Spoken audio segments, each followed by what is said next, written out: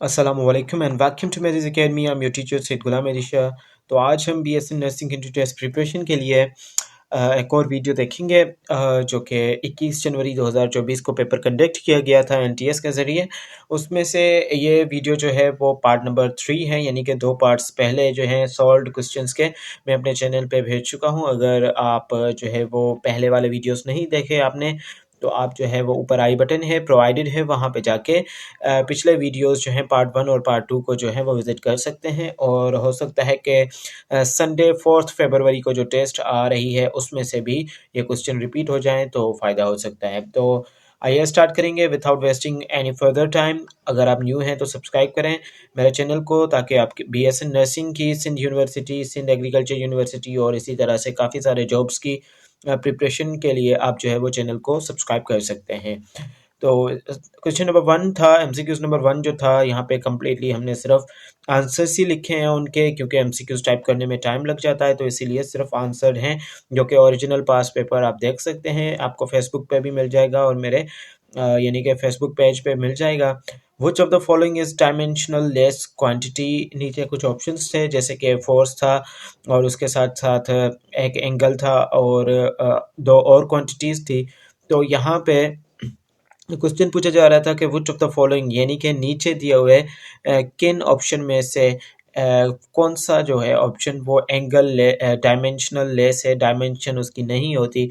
तो यहाँ पे करेक्ट आंसर जो था वहाँ पे इस क्वेश्चन का करेक्ट आंसर जो होगा वो होगा एंगल। उसके साथ बढ़ेंगे अगर नेक्स्ट क्वेश्चन की अगर हम बात करें, substance which is consumed earlier in a chemical reaction is called. यानी कि एक ऐसा सब्सटेंस जो कि केमिकल रिएक्शन में जल्दी कंज्यूम हो जाता है, अर्लियर, ठीक है, which is consumed earlier in a chemical reaction. तो इस तरह के सब्सटेंस को आप क्या कहेंगे? तो इस तरह के सब्सटेंस को आप लिमिटिंग रिएक्टेंट बोलेंगे। ठीक है, रिएक्टेंट्स होते हैं बेसिकली कोई भी दो, फॉर एग्जांपल मैं अगर कहूँ कि दो Na और Cl ये दोनों बनाएंगे और NaCl बना देंगे, यानी कि सोडियम और क्लोरीन क्या बनाएंगे मिलके, रिएक्शन के बाद ये सोडियम क्लोराइड बन जाएगा।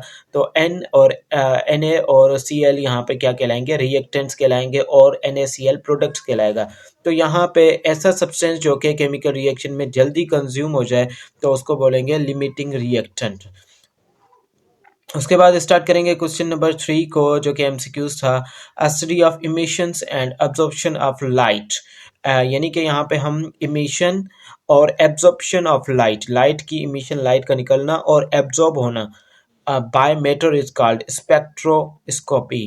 क्या कहेंगे उसे? स्पेक्ट्रोस्कोपी। यानी कि study of emission and absorption of light by matter is called spectroscopy. Okay, तो उसके साथ साथ बढ़ेंगे क्वेश्चन नंबर 4 की जानिब, जो कि है एक्सपेरिमेंटली डिटरमाइंड यील्ड। यानी कि एक्सपेरिमेंटली डिटरमाइंड यील्ड जो है, यील्ड को आप प्रोडक्ट भी कह सकते हैं। तो उससे क्या कहेंगे? यहाँ तो आप इनको प्रोडक्ट्स भी कह सकते हैं लास्ट में, जैसे कि मैंने अभी अभी आपको बताया। तो experimentally determined yield is also called, तो एक्चुअल यील्ड भी उसे कहा जाता है। उसके बाद बढ़ेंगे नेक्स्ट क्वेश्चन की जानिब, जो कि है हमारे 9th क्लास के बुक में से लिया गया है। ये देखें आप, काफ़ी सारे क्वेश्चन जो थे टेस्ट में वो 9th से लेके फर्स्ट ईयर इंटर तक जो थे वो वैलिड थे, यानी कि 9th क्लास से 12th क्लास तक जो है काफ़ी सारे क्वेश्चंस लिए जा रहे थे इस टेस्ट में। और इसी तरह से लम्स के, जेपीएमसी के, सारे जो भी बीएसएन की टेस्ट आती हैं वो बेसिकली 9th से 12th क्लास तक के पेपर्स में से ही आती है। The word botany is taken from Greek language. Word botany जो होता है, बेसिकली बॉटनी एक ब्रांच है, सब डिवीजन है। अभी जो पहले हुआ करती थी, जैसे बायोलॉजी की दो ब्रांचेस थी, जोलॉजी और बॉटनी, अभी 20th सेंचुरी में माइक्रोबायोलॉजी भी आ गया है। तो बायोलॉजी वर्ड जो था वो टेकन है, यानी कि लिया गया है ग्रीक लैंग्वेज से। ठीक है, और काफ़ी सारे और वीडियोस में भी मैं बता चुका हूँ कि ग्रीक और लैटिन से क्यों ये ड्राइव करते हैं, ड्राइव ज़्यादा वर्ड्स क्यों ड्राइव्ड हैं।